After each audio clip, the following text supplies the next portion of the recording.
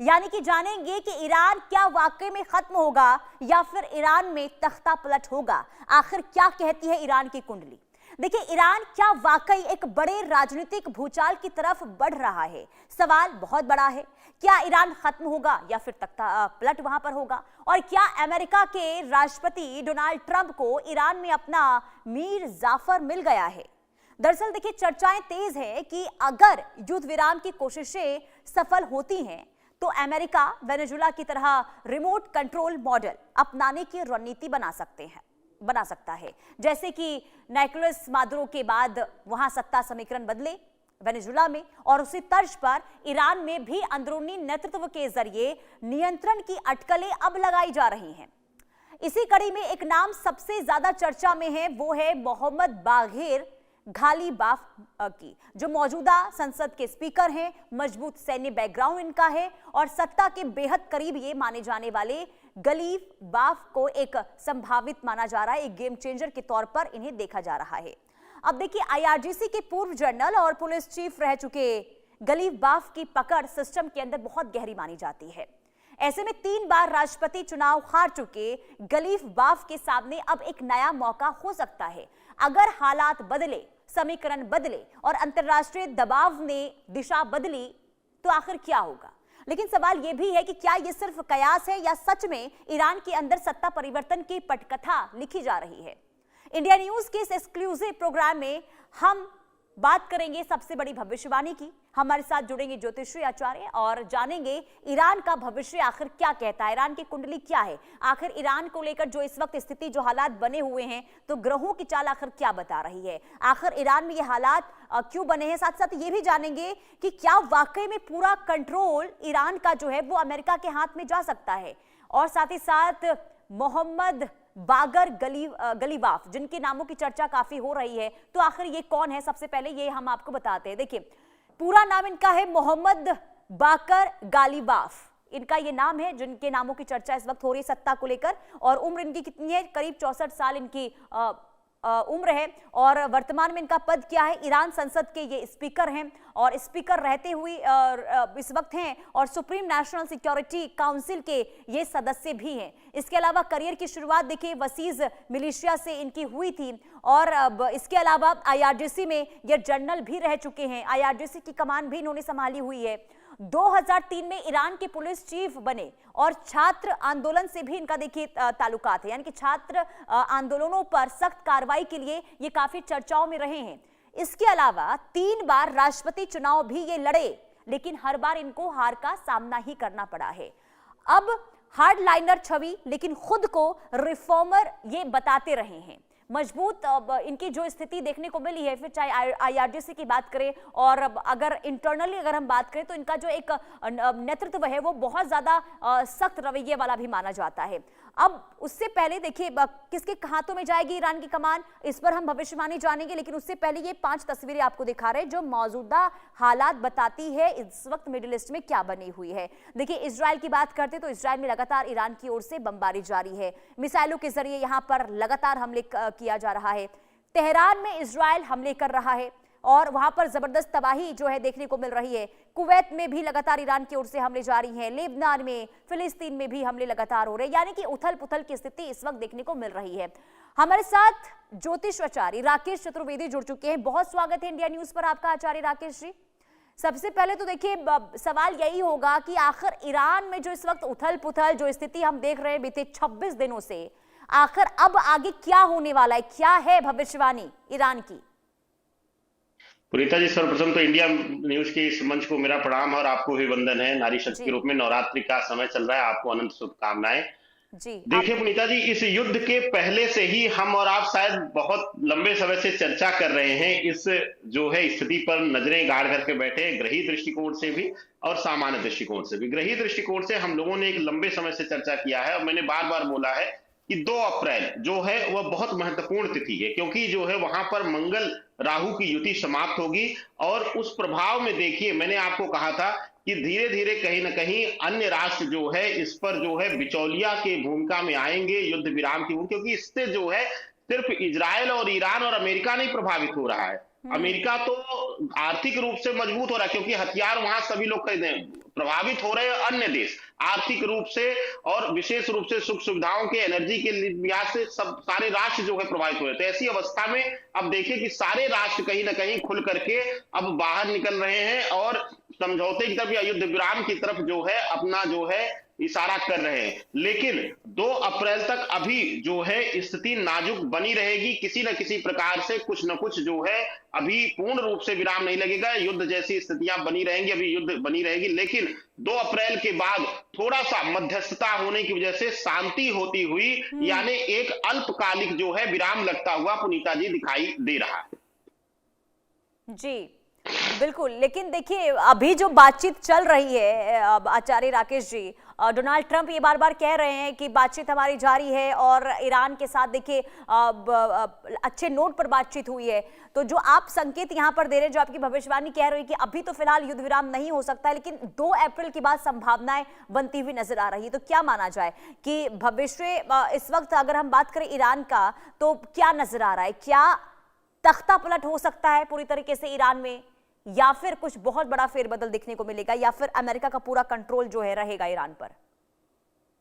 पुनीता जी, अगर ग्रही दृष्टिकोण से देखा जाए, मैंने कई बार आपके इस मंच पे कहा कि अगर 2 अप्रैल तक ईरान सरवाइव कर ले जाता है, यानी कि जो है बहुत कठोर शर्तों के साथ समझौता नहीं करता और अपने जो है वह शर्तों पर अगर युद्ध विराम करता है, तो ईरान एक बहुत तेजी से उभरती हुई आने वाले समय में शक्ति भी बनेगा मिडल ईस्ट में। उसका कारण बता दूं, मैं आपके साथ कई बार इस विषय पर मैंने जो है प्रकाश डाला है। गुरु जो है मार्गी है और गुरु जो है अब उच्च राशि की तरफ गोचर करने वाले, साथ ही साथ अतिचारी अवस्था में है और विशेष रूप से शुक्र उच्च राशि से नीचगत राशि में अब गोचर कर रहे हैं। तो ऐसी अवस्था में अगर देखा जाए राहु की स्थिति, शनिवत राहु है और साथ ही साथ विशेष रूप से जो है गुरु की अतिचारी अवस्था, यह दर्शाती है कि जो टिक जाएगा, जो बच जाएगा, अपनी जड़ को जो है बचा ले जाएगा, वह बहुत तेजी से फिर से पुनर्निर्माण करेगा, पुनरुत्थान करेगा। तो ईरान मुझे पूर्ण रूप से खत्म होता हुआ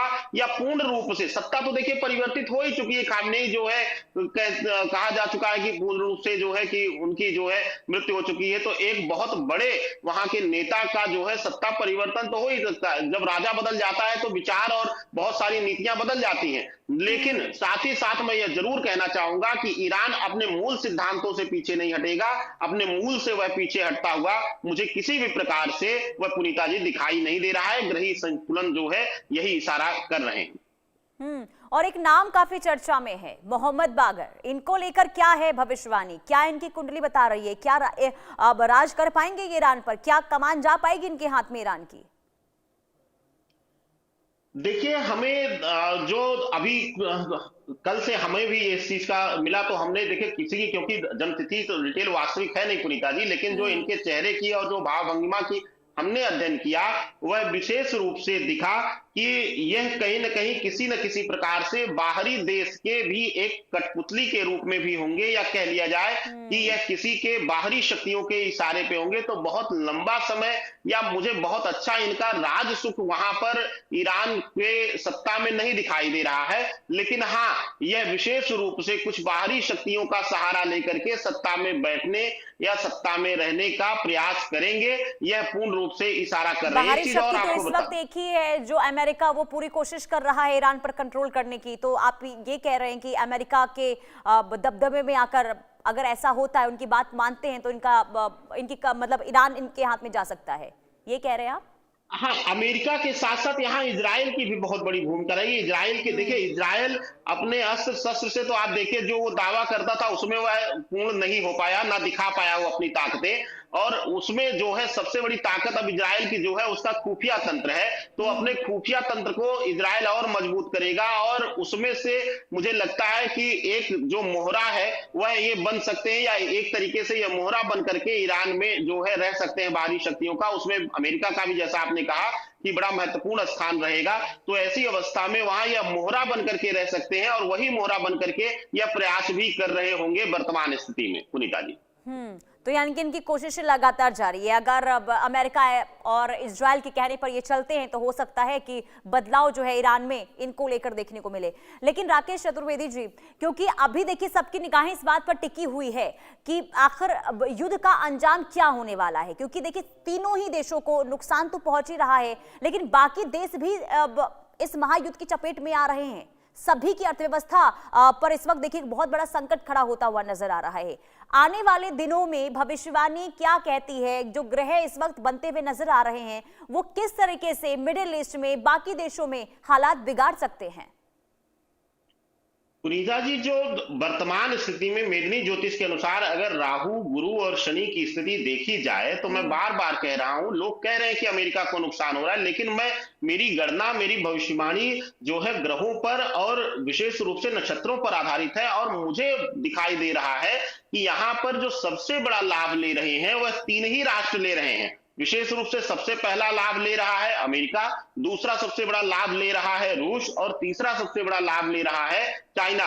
बाकी जो है एशिया, मध्य एशिया, मिडिल ईस्ट, यूरोप, यह सभी देश जो है कहीं ना कहीं प्रताड़ित हो रहे हैं, परेशान हो रहे हैं और मूलभूत सुविधाओं के लिए, यानी कि जो है एनर्जी का जो मूल स्रोत है उसके लिए भी वह संघर्ष करते हुए दिखाई दे रहे हैं। तो अमेरिका को कमजोर ना कहा जाए, अमेरिका अपनी रणनीति में कहीं ना कहीं कामयाब हो रहा है। हाँ देखिए, अमेरिका की रणनीति हमेशा ही रही है पुनीता जी। एक चीज आपको बता दूं, आप देख लीजिए, चाहे इराक युद्ध को देख लीजिए, चाहे अफगानिस्तान वॉर को देख लीजिए। अफगानिस्तान वॉर में देखिए कृष्ण की नीति जो है, जो विशेष रूप से रणछोड़ की भूमिका कैसे अमेरिका ने निभाई। जब उसे लगा कि वहां पर अब उसकी हानि होगी तो उसने वहां पर छोड़ दिया, वहां पे लोगों को लड़ने मरने के लिए छोड़ दिया तालिबानी सेना के हवाले। ऐसी अवस्था में विशेष रूप से अमेरिका का सिर्फ एक उद्देश्य होता है, हथियार बेचना, हथियार के बाजार में अपना मूल जो है अस्तित्व जो है बनाए रखना, अपना प्रभुत्व स्थापित किए हुए रहना। ऐसी अवस्था में देखिए कि अगर अमेरिका कमजोर हो रहा होता तो आज डॉलर के रेट गिर रहे होते। सबसे बड़ा जो परिवर्तन दिखता है वह उसके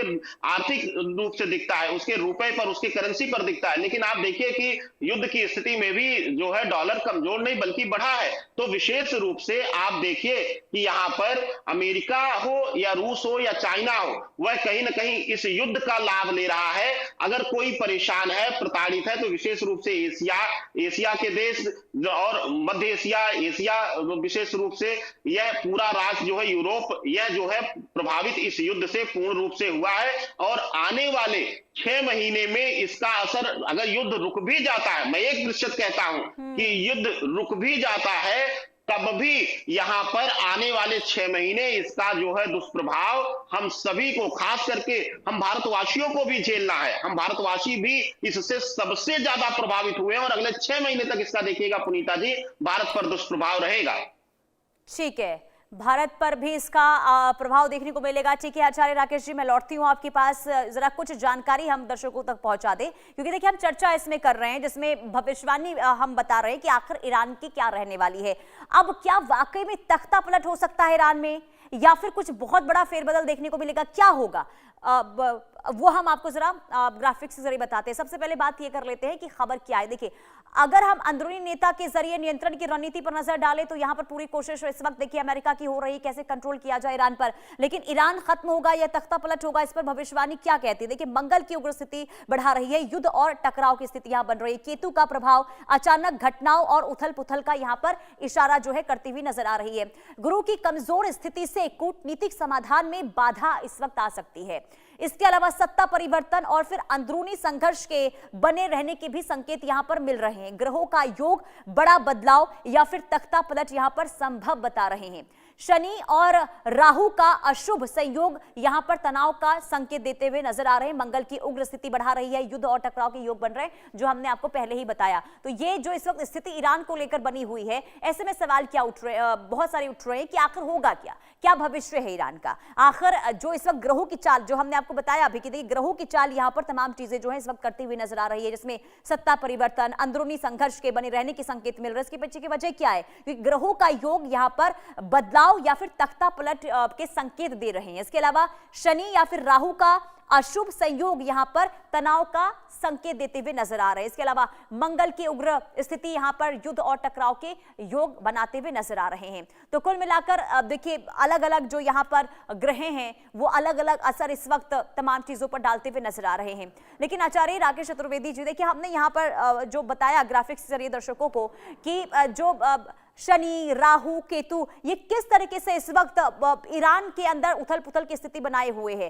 खास करके अभी सबकी निगाहें इस बात पर टिकी है कि डोनाल्ड ट्रंप जो ये कह रहे हैं कि बातचीत हो रही है, बातचीत के जरिए समाधान हो जाएगा, तो इसे लेकर क्या संकेत? क्योंकि आपने तो कहा कि अभी तो कोई उम्मीद है नहीं, 2 अप्रैल के बाद संभावनाएं बनती हुई नजर आ रही है। लेकिन यह भी समझना चाहूंगी 2 अप्रैल के बाद क्या ईरान में तख्ता पलट की भी संभावना बन रही है क्या? बिल्कुल पुनीता जी, ये बहुत महत्वपूर्ण प्रश्न है। इसको जो जैसा आपने कहा कि ग्रहों के दृष्टिकोण से अगर इसको समझा जाए तो देखिए कहा जाता है कि शनिवत राहु गुरुवत मंगल ये दोनों बड़े बलशाली होते हैं, ये दोनों बड़े प्रभावी होते हैं। अब देखिए कि 2 अप्रैल से जो है दोनों ही बली हो जाएंगे, दोनों ही बली हो जाएंगे। क्यों?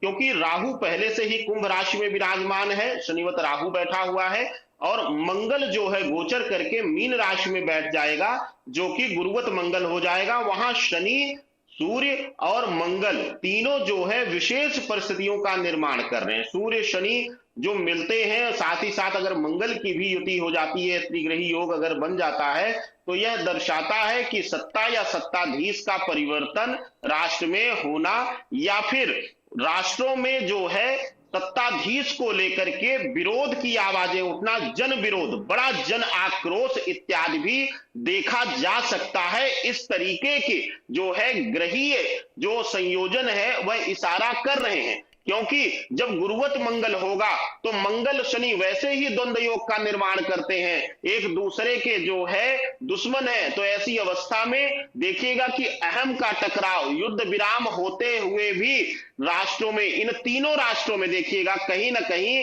राष्ट्र के मुखिया या वहां के जो है सत्ताधारियों के बीच या अन्य तीनों राष्ट्रों के बीच कहीं ना कहीं अहम का टकराव बना रहेगा।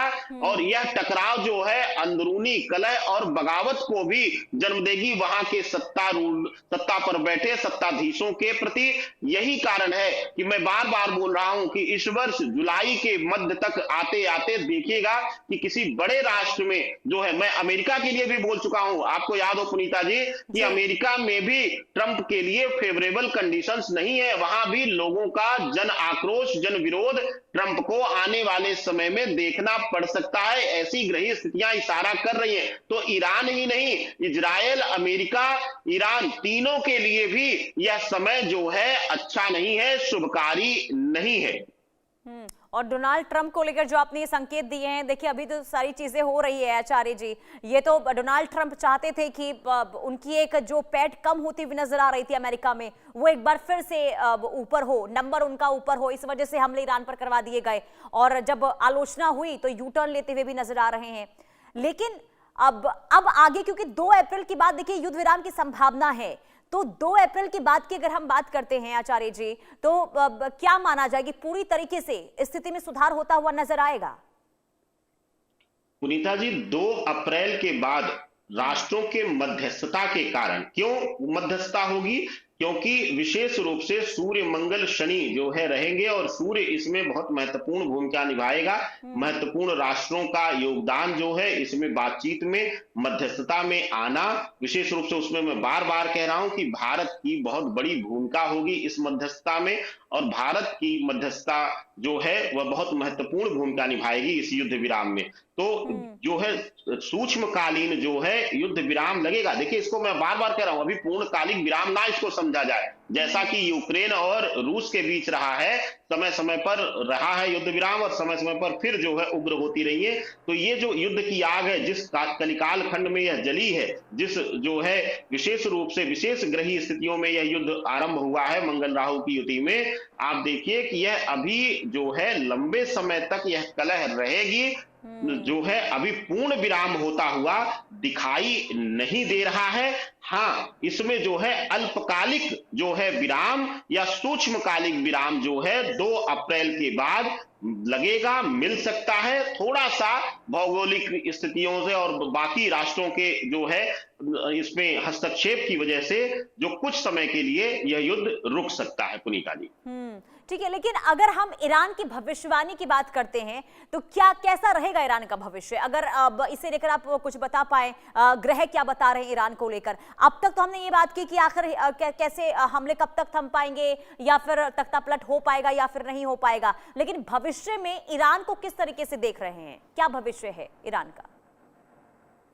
देखिए पुनीता जी, मैं बार बार बोला हूं, ईरान जो है आर्थिक रूप से तो तबाह हो ही चुका है, लेकिन उसके जो इरादे हैं, उसके जो संकल्प हैं, उसमें वह अडिग रहा है। आप देखिए कि जो स्थिति है वह किसी भी राष्ट्र में होती तो शायद सबसे पहले वहां की जनता बगावत करके भागना शुरू कर देती, दूसरे राष्ट्रों का शरण लेना शुरू कर देती, लेकिन वहां के लोग अभी भी वह जो खामेनी ने जो वहां पर धर्म कट्टरपंथता का पाठ दिया है उसको लेकर के कहीं ना कहीं अडिग दिखाई दे रहे हैं। और यही एक कारण है, यही एक जो दृढ़ संकल्प है वह ईरान को फिर से पुनर्जीवित करेगा।